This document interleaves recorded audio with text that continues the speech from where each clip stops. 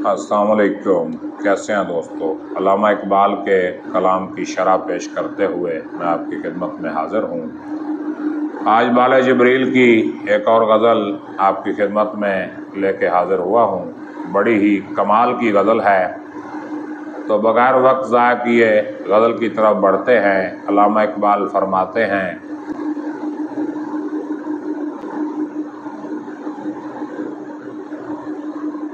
ज़मीरे लाला माए लाल से हुआ लबरेज, इशारा पाते ही सूफ़ी ने तोड़ दी परहेज़।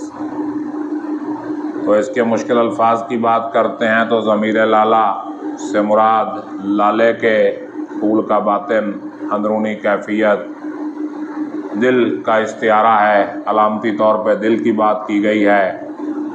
और माए लाल सुर्ख शराब, इश्क हकीकी में इससे मुराद मार्फत होती है।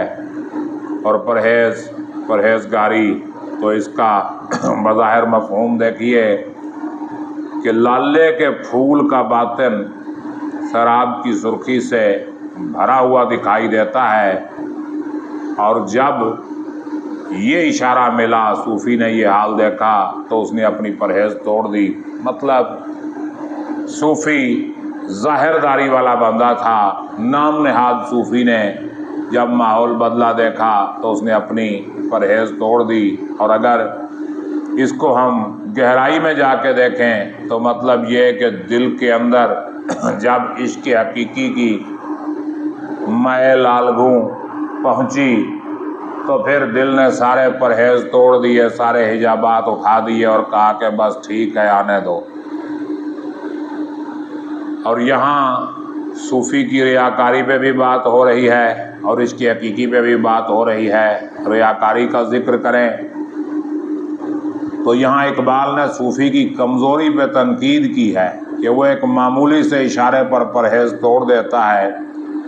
मतलब ये है कि इकबाल के नज़दीक असल रूहानियत ज़ब्त और सब्र में है, ना कि ज़ाहिरी परहेज़ में है।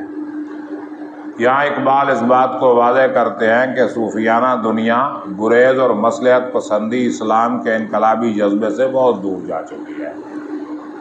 और शेर नंबर 2 देखें इसी गज़ल का, बिछाई है जो कहीं इश्क ने बिसात अपनी, किया है उसने फ़कीरों को वारिसे परवेज़।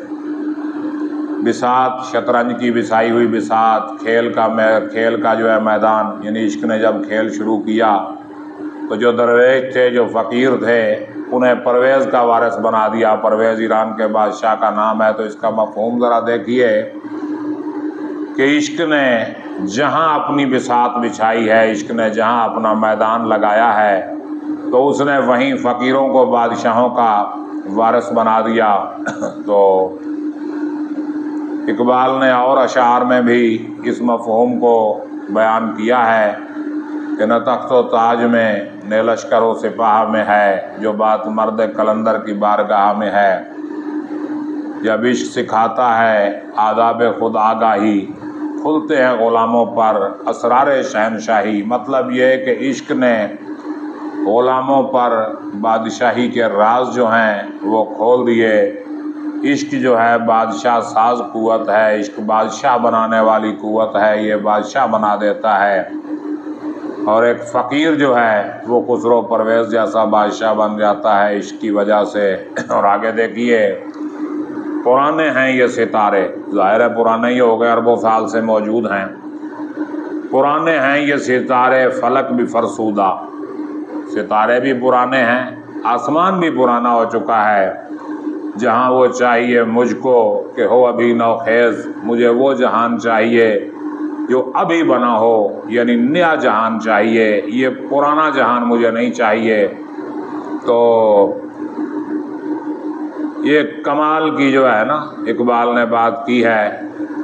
हालांकि सितारों और दुनिया का बूढ़ा होना या पुराना होना ये इंसान की उम्र पे मुश्तमिल नहीं है, लेकिन फिर भी इकबाल कहते हैं कि मुझे वो कदामत पसंदी वाली दुनिया नहीं चाहिए, वो रिवायत पसंदी वाली दुनिया नहीं चाहिए। मुझे एक नई और इनकलाबी दुनिया और इनकलाबी सोच और इनकलाबी कौम चाहिए, जो तब्दीली चाहते हैं इकबाल।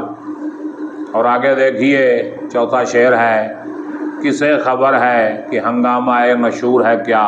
نشور کہتے ہیں قیامت کو، تو قیامت تو کسی نے نہیں دیکھی، کسے پتا کہ قیامت میں کس طرح کا شور ہوگا، کس طرح کا ہنگامہ ہوگا، کس طرح کی قیامت اٹھے گی۔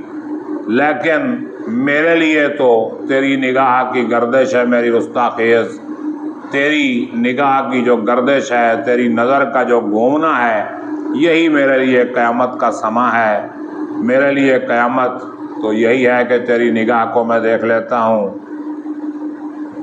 تو تیری نظر ہی میرے لیے قیامت ہے۔ قیامت تو دیکھیں گے جب ہوگی۔ اب غالب کا ایک شعر مجھے یاد آ رہا ہے، اپنے منہ بولے بیٹے کی وفات پہ انہوں نے ایک مرثیہ لکھا تھا، اور اس کا ایک شعر تھا کہ جاتے ہوئے کہتے ہو قیامت کو ملیں گے، کیا خوب قیامت کا ہے گویا کوئی دن اور آگے دیکھیے بڑا ہی کمال کا شعر ہے، دعائیہ شعر ہے کہ نہ چھین لذت آہ سحر گئی مجھ سے، یعنی صبح کے وقت اٹھ کے جو میں آہوزاری کرتا ہوں، جو تجھے یاد کرتا ہوں، تیرے حضور فریاد کرتا ہوں، تجھ سے دعائیں کرتا ہوں، اس کا مزہ مجھ سے نہ چھین لذت آہ سحر گئی مجھ سے، نہ کر نگاہ سے تغافل کو التفات آمیز، اور میری نگاہ میں تغافل نہ ملا دے، مجھے غافل نہ بنا، یعنی مجھے غفلت سے نکال لے، میرے اندر جو عبادت کا ذوق موجود ہے اسے نہ مٹنے دے، مجھے صرف اپنے سامنے جھکنے والا بنا، کسی اور کے سامنے جھکنے کی طاقت نہ دے مجھے، یعنی میں فقط اپنے محبوب کا ہونا چاہتا ہوں، کسی اور کا مجھے نہ بنا۔